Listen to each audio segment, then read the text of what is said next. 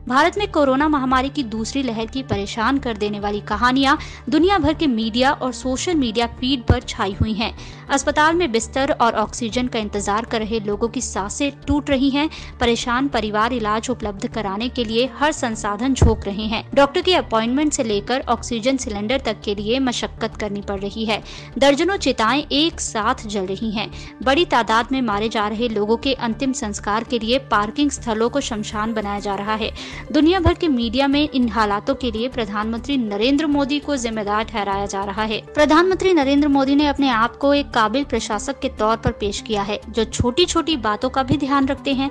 लेकिन अब जब भारत में कोरोना के नए मामले रिकॉर्ड बना रहे हैं, मोदी बुरी तरह नाकाम हो रहे हैं। राजनीतिक विश्लेषक मिलन वैष्णव कहते हैं कि यदि कार्यक्षमता ही उनकी पहचान थी तो बहुत से लोग अब इस पर सवाल उठाने लगे हैं।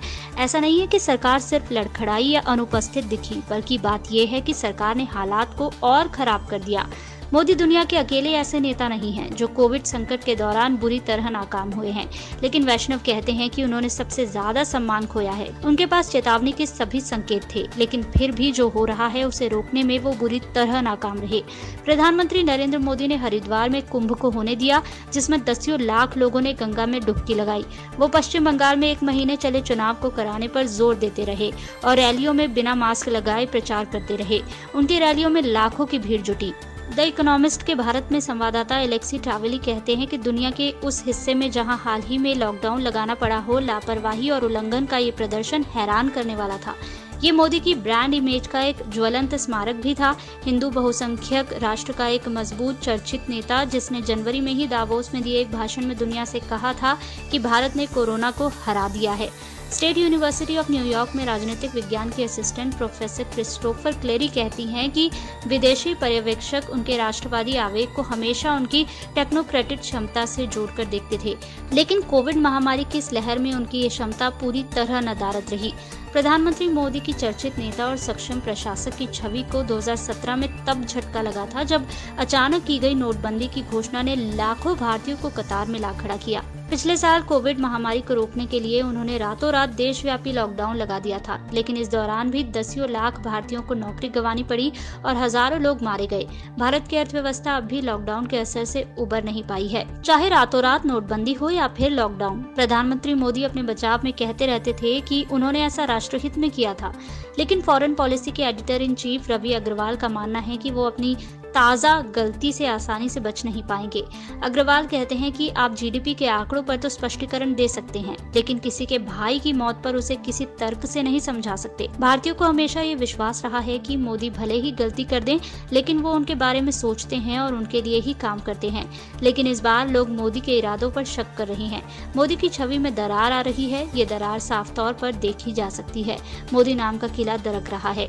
साल 2012 में टाइम मैगजीन ने अपने कवर पर लिखा था, मोदी का मतलब है बिजनेस। 13 साल गुजरात के मुख्यमंत्री रहने के बाद जब उन्होंने साल 2014 में प्रधानमंत्री पद के लिए दावेदारी ठोकी, तो इसे भारत की अर्थव्यवस्था को पटरी पर लाने के मौके के तौर पर देखा गया। बीजेपी ने ध्रुवीकरण करने वाले मोदी को उम्मीदवार बनाकर खतरा उठाते हुए उनकी कुशल प्रशासक की छवि पर दांव खेला था। प्रधानमंत्री मोदी की जीवनी लिखने वाले पत्रकार निलंजन मुखोपाध्याय कहते हैं कि गुजरात पर शासन करना तुलनात्मक रूप से आसान था और हम इसी के प्रभाव में आ गए थे। नई नई सड़कें, बिजली की लाइनें, नौकरशाही का कम हस्तक्षेप और बढ़ते हुए निजी निवेश ने गुजरात के मध्यम वर्ग और अमीर मतदाताओं को आकर्षित किया। मुखोपाध्याय कहते हैं कि एक कम आबादी वाले समृद्ध प्रदेश में हासिल कर लेना कोई बड़ी बात नहीं थी। एक बात ये भी है कि गुजरात के सामाजिक विकास सूचकांक में कोई बहुत सुधार नहीं हुआ है। उनके केंद्र से ही देश को शासित करने की नेतृत्व क्षमता पिछले साल तक भरोसा दे रही थी, लेकिन अब संकट के समय उन्होंने जिम्मेदारी राज्यों पर डाल दी है। मोदी ने दूसरे देशों को वैक्सीन देने की उदार रणनीति बनाई, जिसके तहत भारत ने दर्जनों देशों को वैक्सीन भेजी। लेकिन अब यही नीति लापरवाही में उठाया गया कदम लग रही है, क्योंकि भारत ने अपने सबसे बड़े वैक्सीन निर्माता को अंतर्राष्ट्रीय प्रतिबद्धताओं को पूरा करने से पीछे हटने के लिए मजबूर कर दिया है। इस निर्माता को इन्हीं बाहरी देशों से वैक्सीन बनाने के लिए फंडिंग मिली थी। मोदी के समर्थक उनके कट्टर बहुसंख्यकवाद का समर्थन करते हैं, लेकिन विश्लेषकों का कहना है कि इसकी वजह से मोदी संकट के इस समय में समाधान के लिए विपक्ष से भी बात नहीं कर पा पा रहे हैं। रवि अग्रवाल कहते हैं कि प्रधानमंत्री मोदी हर चीज पर अपनी तस्वीर लगवाते हैं। अब जब कुछ गलत हो रहा है तो उसकी जिम्मेदारी से भी वो बच नहीं सकते हैं। प्रधानमंत्री मोदी ने अंतर्राष्ट्रीय स्तर पर भी प्रभावशाली छवि गढ़ी है। एक अखबार ने अपने शीर्षक में लिखा था कि वो भारत से बाहर अपने सर्वश्रेष्ठ रूप में होते हैं। रवि अग्रवाल कहते हैं कि उन्होंने अपनी छवि को इस आक्रामकता के साथ गढ़ा था कि वो हाल के दशकों में भारत के सबसे अधिक दिखाई देने वाले नेता बन गए थे। उनके नेतृत्व में भारत को एक उभरती सुपर पावर के तौर पर देखा जाने लगा था। रवि अग्रवाल कहते हैं, लेकिन अब भारतीय ये देखकर निराश हैं कि कोविड महामारी के संकट में बांग्लादेश, थाईलैंड, वियतनाम जैसे देशों ने भी भारत से अच्छा प्रदर्शन किया है। विदेशों में रह रहे भारतीय भी शर्मनाक स्थिति का सामना कर रहे हैं। अपने जिस देश को वो एक उभरती हुई सुपर पावर के तौर पर देख रहे थे, उसे अब मीडिया रिपोर्टों में इस तरह दिखाया जा रहा है। क्या मोदी अपनी छवि फिर सुधार पाएंगे? वैष्णव कहते हैं कि अभी तक मोदी ने अपने आप को एक असाधारण नेता के रूप में पेश किया है, जो मुश्किल परिस्थितियों से भी उबर जाता है। सरकार भी डैमेज कंट्रोल मोड में आ गई है। मीडिया में छप रही नकारात्मक खबरों पर सरकार प्रतिक्रिया दे रही है, विपक्षी नेताओं से सार्वजनिक बहस कर रही है और ट्विटर पर अपनी आलोचना करने वालों के प्रति आक्रामक है। सरकार ये कह चुकी है कि विदेशी साजिश के तहत भारत की छवि धूमिल की जा रही है। सरकार ने ट्विटर से ऐसी पोस्ट हटाने के लिए भी कहा है जो उसे पसंद नहीं है, लेकिन मोदी स्वयं नदारद नजर आ रहे हैं। सिर्फ 20 अप्रैल को उन्होंने एक लचीला भाषण दिया।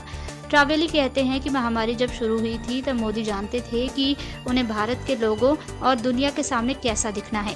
वो एक ऐसे जनरल के तौर पर खुद को पेश कर रहे थे जो इस संकट से भारत के लोगों को बाहर निकाल रहा हो, लेकिन अब उनके पास ऐसा कोई पोस्चर उपलब्ध नहीं है। माफी मांगने में या मदद की गुहार लगाने में उनकी कोई दिलचस्पी नहीं है।